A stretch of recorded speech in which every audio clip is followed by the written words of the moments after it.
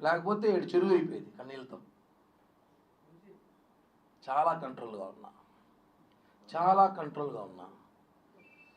మా నాయకుడే మాకు ఇన్స్పిరేషన్. తప్పు జరిగి దాన్ని ఆన్సర్ వచ్చేలోపు నానా బీభత్సం చేసి 25 రోజులు 26 రోజులు నా ఇంట్లో సభ్యులు బయటకు వచ్చి నిన్నటి దాకా కూడా బయటికి రాలా. అంటే తప్పు గురించి కాదు కానీ ప్యాంట్లు చూపించిన వాళ్ళు బాగుంటారు,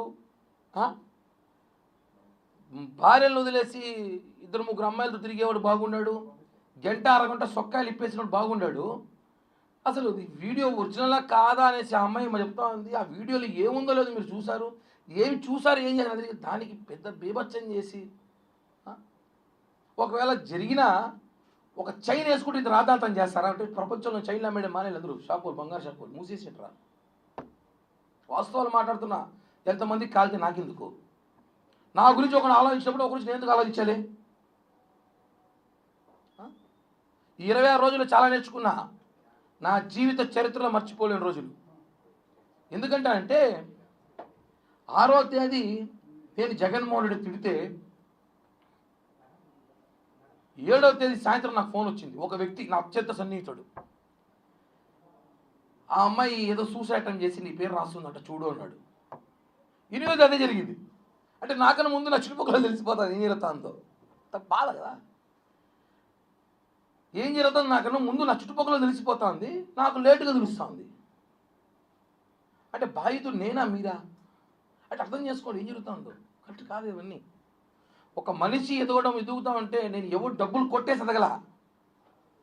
నా ఉన్న స్థాయిలో నేను అమ్ముకోను, అడుక్కోను, అప్పులు చేసో నా స్థాయికి మించి నేను ఎదుగుతున్నా.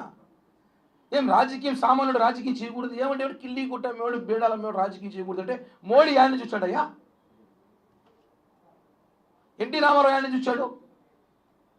అందరూ పుట్టగానే ఎమ్మెల్యే ఎంపీ కొడుకులో పుట్టినారా? కడుపులోనే లేదు కదా. ఒక సామాన్యుడు రాజకీయం చేస్తారా? తిరుపతిలో మార్పు తీసుకొద్దాం, యువతకు మంచి భవిష్యత్తు కల్పిద్దామని ప్రయత్నిస్తే వాడిని ఇంత తొక్కడానికి ప్రయత్నించారు. దేవుడు ఉన్నాడు కాబట్టే, ఈరోజు వాస్తవం ఉంది కాబట్టే ఇక్కడ కూర్చొని ప్రెస్ మీట్లో మాట్లాడుతున్నా. లేకపోయింటే ఈ పార్టీకి నా కర్మక్రియలు కూడా అయిపోయేది. నా ప్లేస్లో ఇంకోటి ఉంటే ఖచ్చితంగా చెప్తున్నా నేను కూడా అంత మానసిక క్షోభ అనుభవించాను, చాలా బాధపడ్డా. కాబట్టే చెప్తున్నా మీ అందరికీ, ప్రతి ఒక్కరికి పేరు పేరున మీడియా ప్రతినిధికి, పేపర్, ప్రింటింగ్ ప్రెస్ ప్రతి ఒక్కరికి పాదాభివందనాలు తెలియజేస్తున్నా. భవిష్యత్తులో మళ్ళీ త్వరలో జనసేన పార్టీలో నేను ఆల్రెడీ ఉన్నాను, పక్కకు పెట్టాను కార్యక్రమాలకి, అఫీషియల్గా వస్తా. ఈసారి వస్తే మాత్రం నాకు స్పీడ్ బ్రేకర్ లేవు, హైవేనే, ఇంకా నేషనల్ హైవేలో వస్తా. ఒప్పుకోను, నాకు జరిగిన అన్యాయం ఒప్పుకోను. చాలా తప్పు చేశారు అందరూ. ఒక ఆర్థిక లావాదేవీల్ని ప్రపంచ రాజకీయ కుట్రలాగా చేశారు. దాన్ని ఎంత పెద్ద రాజకీయ కుట్ర చేశారండి ఒక మనిషి కోసం. కరెక్ట్ కాదు. పవన్ కళ్యాణ్ గారికి నా మీద నమ్మకం, అంటే ఈ ఆరోపణ వాస్తవమా కాదా తెలుసుకుందాం అని ఒక విచారణ వేసి వివరణ ఇవ్వడానికి కోరారు. నేను వివరణ ఇవ్వబోతున్నా, విచారణ చేయబోతున్నా. మళ్ళీ నేను క్లీన్ చిట్తో బయటకు వచ్చాను. ఇదే క్లీన్ చిట్తో మళ్ళీ జనసేన పార్టీలో మాట్లాడి వస్తా. అందరికీ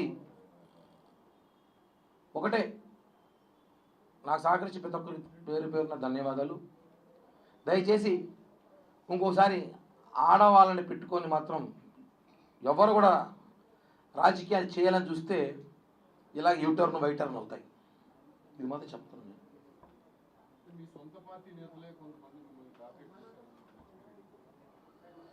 ఒకటేనా, ఇప్పుడు